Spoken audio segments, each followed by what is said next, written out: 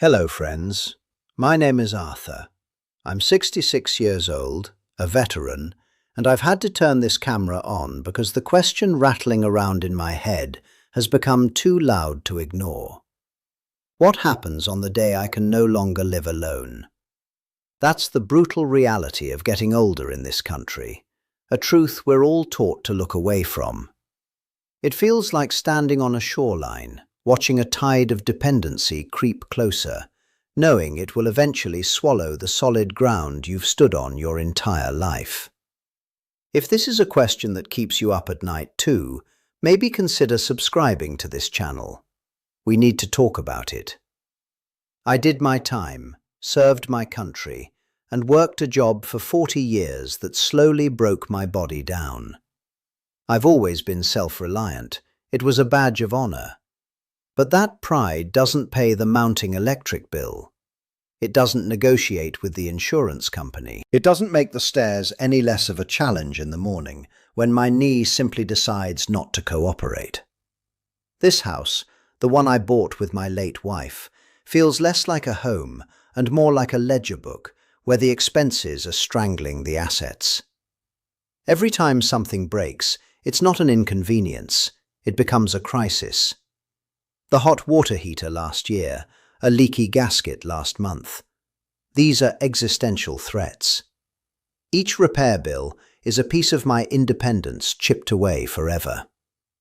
I walk through these rooms now and see not just memories, but growing liabilities. A roof that's 20 years old, windows that bleed heat. Have you ever felt like you're rationing your own life? That's what it's come down to. My fixed income, the number I planned my entire future around, now feels like a cruel joke. It remains stagnant in a world where every other number, from gas and groceries to property taxes and medical co-pays, is in a frantic race to the top. I'm not just rationing money anymore. I'm rationing trips to the store, rationing the heat in winter, rationing the simple dignities I once took completely for granted. There's a profound loneliness to this fight that's hard to put into words. You feel completely invisible. You watch the news and hear them talk about the economy in these grand, abstract terms, stock market gains, GDP growth. But they never talk about the people being left behind, the ones for whom that growth just means another price increase at the checkout line. You start to feel like a ghost in your own country, a relic from a time when a pension was supposed to mean a secure old age. The anger is a slow, simmering burn. It's the anger of a broken promise. We were all told a story. If you work hard, play by the rules, serve your country, you'll be taken care of. It was a convenient and profitable lie for some, but a lie nonetheless. Facing that truth at 66 is a bitter pill to swallow. I did everything I was supposed to do, followed every rule, and for what? To be standing on this shoreline, watching that tide creep closer and closer every single day. Well, that anger I mentioned, it doesn't just fade away. It settles deep in your gut and becomes a permanent part of you. You watch the news, and they talk about the economy in these grand, sweeping terms, like it's a weather report from another planet. They celebrate numbers on a screen that have absolutely no connection to the price of ground beef at the local supermarket. It's a completely different language, and you realize they're not talking about the same world you're living in every day. And the world I'm living in is one where every trip to the store is a fresh exercise in sticker shock. It's not just the big things anymore. It's a can of beans, a loaf of bread, the coffee I drink every morning. The numbers just keep ticking up, relentlessly, while my income stays frozen in time. You stand there in the aisle, doing the quiet, desperate math in your head. What do I actually need versus what can I live without this week? That's not a choice, it's a trap. Then there are the letters from the county, the property tax assessment. This house, this piece of ground I worked my entire life to own outright, suddenly has a new, higher value. And with it comes a higher bill.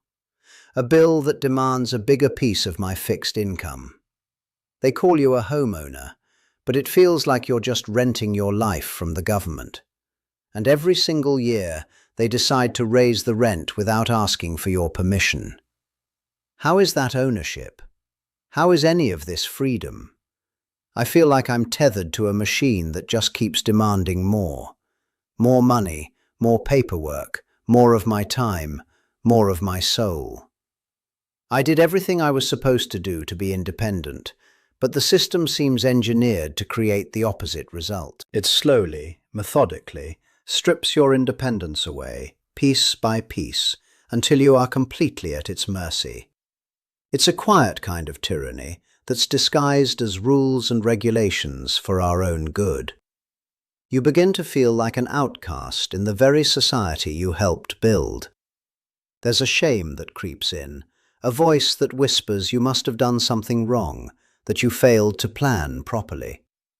You see the ads for a comfortable retirement, for cruises and golf courses, and it feels like a personal mockery. You have to constantly remind yourself that you didn't fail. The system failed you. The promise that was sold to an entire generation was nothing more than a marketing slogan. So you try to play by the new rules. You look for help. I spent an entire week, 8 hours a day, navigating the phone trees and websites for senior and veteran assistance programs. It's a full-time job designed to make you give up. You get transferred from one person to another, each one reading from a script, none of them able to give you a straight answer. It's a labyrinth of bureaucracy with no exit, only exhaustion and the crushing feeling of being a beggar. In one of those calls, a caseworker told me I was just over the income limit for a heating assistance program. The amount? Less than $50 a month. $50. That's the arbitrary line they draw in the sand between freezing and being okay. The rules are written by people so far removed from this reality that they can't see the human cost. The system isn't a safety net. It's a series of hoops they make you jump through until you're too broken to jump anymore. There's a profound loneliness that comes with this struggle. You talk to friends, other vets my age, and they're all fighting their own version of the same battle. We share our stories, we curse the politicians, we complain about the prices. But at the end of the day, you hang up the phone and you are alone in your house, staring at a pile of bills. There's a camaraderie in the complaint, but it doesn't change the cold, hard numbers on the page. We feel powerless. I started thinking, what if I could just get out? Not out of the country, but out of the system itself. The constant upward pressure of expenses was the core problem. The house, the utilities, the taxes. It was a financial beast that had to be fed every single month. My first logical thought was to downsize, drastically. A smaller footprint had to mean a smaller bill. A way to cut the beast down to a manageable size and regain some breathing room. That's when I fell down the rabbit hole of tiny homes. For weeks it was all I did. I watched videos, I looked at floor plans, I read blogs. It was more than just a house, it was a philosophy. Living simply, with intention, owning everything, and being debt-free.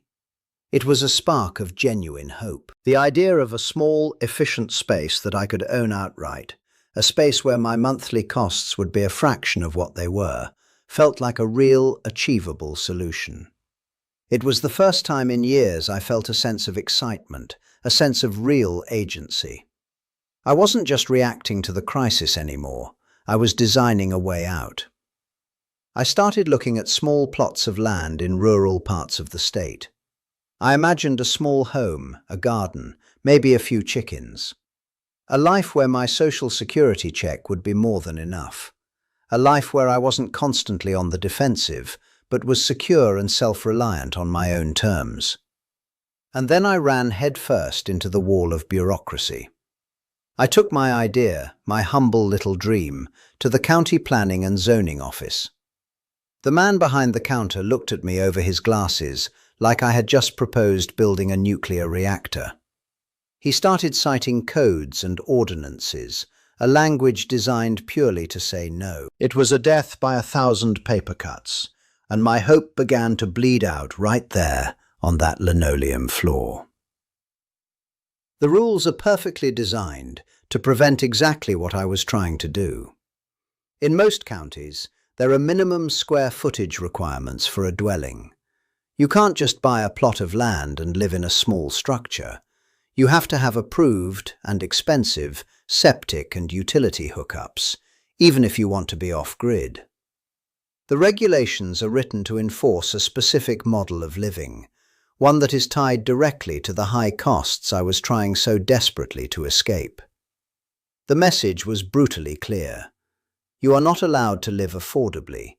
You will participate in the housing market as we have defined it. You will pay the property taxes we demand. You will be connected to the utilities and pay their ever-increasing rates. There is no escape hatch. We have legislated it out of existence. The invisible hand of the market suddenly felt like a very visible fist, closing off every possible exit I could find. It was absolutely maddening. And that's when the ranting really starts inside your own head. I did everything right. I worked hard, I served my country, I paid my taxes on time for 50 years. I raised a family. I didn't ask for handouts. I did it all. And for what?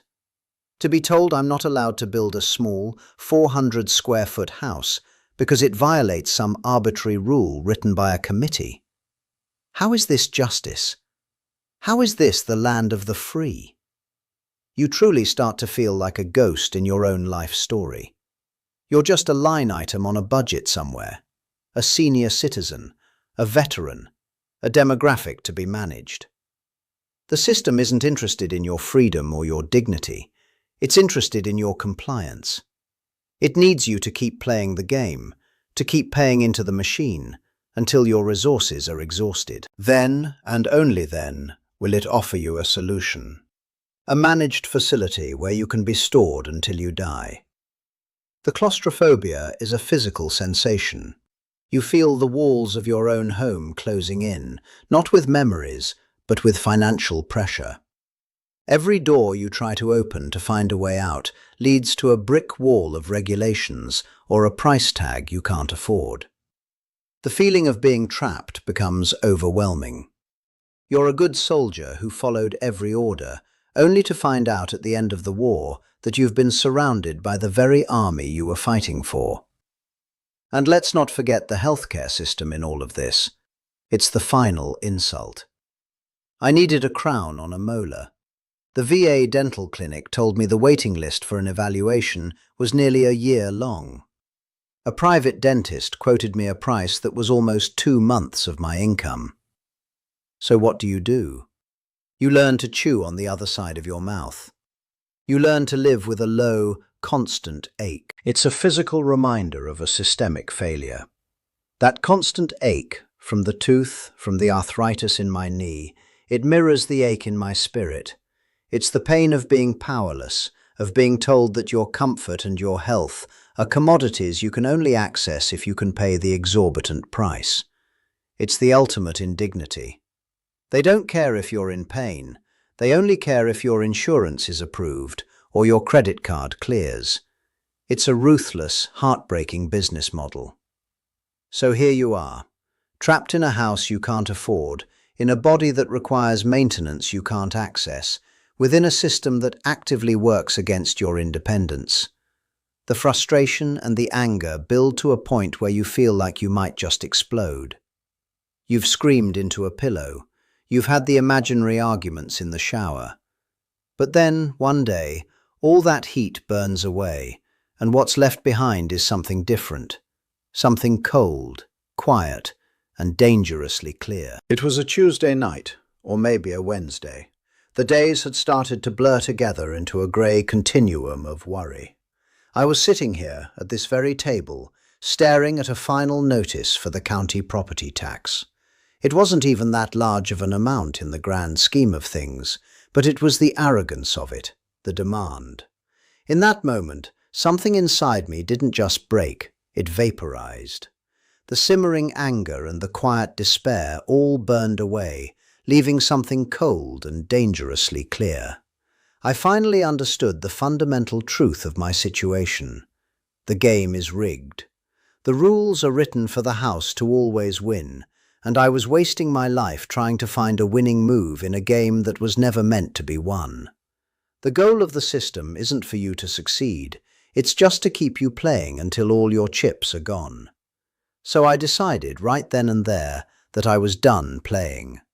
The only winning move left was to stand up and walk away from their table. The fear, of course, is still there. It's a primal thing, the fear of the unknown and of stepping away from everything you've ever known.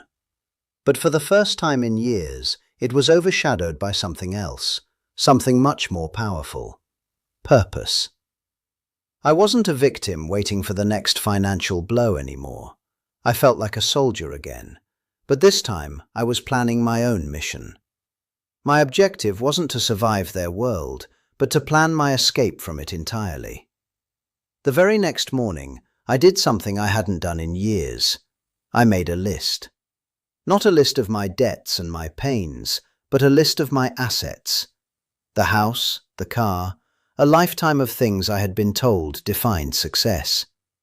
But looking at that paper, I saw it all for what it truly was: a list of anchors. Every single item on it was a weight holding me in place, tethering me to the very system that was bleeding me slowly dry. So I am making this announcement now, to you and to whatever higher power is listening. I am selling this house. I am selling the car. I am selling 40 years of accumulated possessions until all I have left is what I can carry. This isn't a retreat, it's my declaration of independence. I am officially and completely abandoning the life they have prescribed for me. It is the most terrifying and the most liberating decision I have ever made in my entire life. Well, that final notice lit a fire under me. The decision was made, but the execution, that was the real war. Selling a house is a brutal process. It's an invasion. You have to declutter a lifetime of memories, stuffing them into boxes or selling them for pennies on the dollar to strangers online. Every object, from a chipped coffee mug to my wife's favorite armchair, became a painful negotiation between the past and the future. This wasn't just spring cleaning, it was a strategic demolition of my old life. Freedom, I learned very quickly, requires a mountain of paperwork and a strong back. For every box I packed, there was a form to sign, a call to make. The days were filled with physical labor, and the nights were spent online, researching. Not just researching RVs, but everything. Off-grid power systems, composting toilets, water catchment, state residency laws for nomads. I was a 66-year-old man going back to school, and the curriculum was my own survival in the world I was trying to build. Then came the day I signed the closing papers. I handed over the keys to a house I had lived in for 3 decades and received a check in return. It felt completely surreal. I was officially homeless, but for the first time in years, I was completely debt-free. I had traded a fixed address for a liquid net worth. That night I didn't stay in a hotel. I slept in the back of my old truck, parked in a quiet lot, guarding that check like it was my only child. The money wasn't for celebrating, it was a war chest. My mission shifted from liquidation to acquisition. I wasn't looking for a home, I was looking for a vessel. My life became a blur of used car lots and private sellers across 3 states.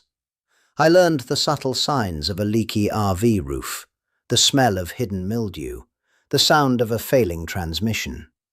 I wasn't buying a vacation vehicle, I was buying a lifeboat, and I inspected every single one with the grim focus of a man whose life depended on it. I finally found it in a dusty lot in another state, an old 24-foot motorhome. It was ugly, the decals were peeling, and it had the faint, permanent scent of mothballs and stale coffee. But the engine was a workhorse. The previous owner was a fanatic about maintenance, and most importantly, I could buy it outright with cash. The moment I drove it off the lot, my knuckles white on the giant steering wheel, was the real beginning. I had my arc. It wasn't pretty, but it was mine. The real work began then. The vehicle was solid, but it needed to become a world. I spent every waking hour on it. I tore out the old stained carpet, sealed the roof, and installed a small solar power system on top. My hands, which had grown soft, were quickly calloused and stained with grease and sealant. There is a dignity in capability, a deep satisfaction in being the one who can fix the leak or solve the electrical problem. It is the exact opposite of waiting for a caseworker to call you back. My first journey wasn't a scenic tour, it was a shakedown cruise. I took the rig on a 1,000-mile loop, testing every system, learning its quirks, its groans, its rhythms on the road. Something broke almost every day. A water pump failed, a fuse blew. But each time, I was the one to diagnose it, research it, and fix it on the side of the road. I wasn't a victim of circumstance anymore. I was the captain, the engineer, and the entire crew of my own small, mobile world. Now, the real search begins. The vehicle was just the first step. It is the tool that will allow me to find the final piece of the puzzle. A piece of land. A small, unrestricted patch of ground where I can finally drop anchor on my own terms, far from zoning laws and homeowners associations. A place to build a new life, not out of what the system will allow, but out of what I can create with my own two hands. The road is long, but I am moving forward. This journey is far from over. The search for land is a battle in itself, and I am documenting every step of it. In the next video, I want to show you the challenges of finding property that is truly free, and some of the places I've been scouting. It's a whole other level of research and struggle, but it's the most important part. Until next time, folks, let's rise together. The storm hit me just after midnight, a full-throated assault of wind and water that turned my little rig into a drum. I sat here in the dark, listening to the world trying to tear itself apart, and me with it. There was a moment when a gust of wind physically rocked the entire vehicle, that a cold, pure terror shot through me.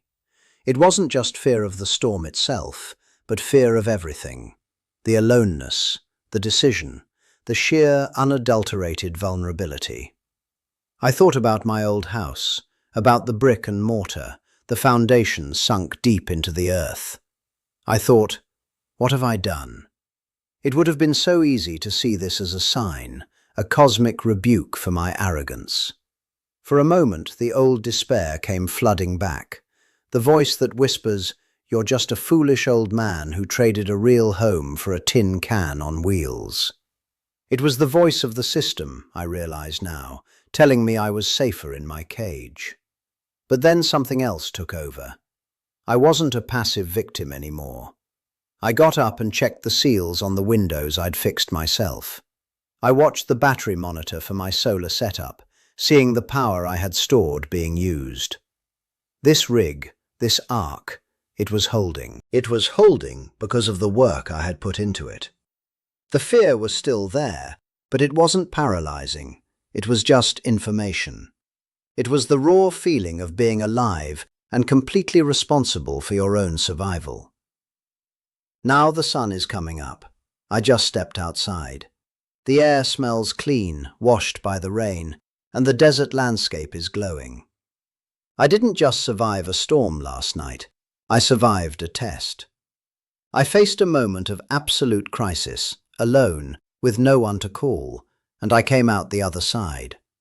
This feeling, this isn't defeat. It isn't being broken. This is the quiet, solid, and unshakable feeling of freedom. I finally know what that word actually means, right down in my bones. That storm taught me the most important lesson of this entire journey. True security isn't having four walls and a foundation. That's a myth they sell you to keep you paying property taxes. Real security is the knowledge in your head and the skill in your hands. It's the profound confidence that comes from knowing you can solve your own problems, that you can face a crisis and adapt. The system wants you to believe you are fragile and dependent. The truth is, you are capable and resilient. This was never just about my story.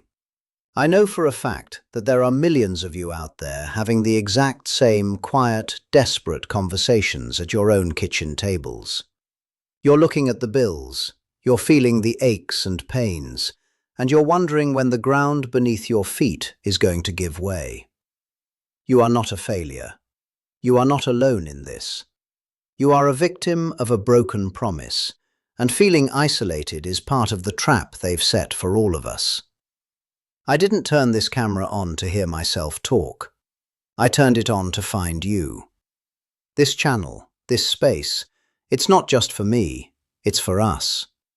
It's a place to share what we're learning, to build a network of support that the system will never provide. The most powerful act of rebellion we have is to share our knowledge and our skills with each other. We can build our own safety net based on community, mutual aid, and the unbreakable spirit of self-reliance. So now, I'm asking you to join this fight. Tell your story in the comments below. What is the absurdity you're facing? What skills have you learned? What is your exit plan, even if it's just a vague idea right now? Every story shared is a crack in their wall. Every piece of advice is a weapon for someone else fighting this battle. Don't just watch this video, become part of this movement. Let's turn this comment section into a library of resilience for everyone to use. This is how we reclaim our dignity. It's not by waiting for a politician to save us or for the system to magically fix itself.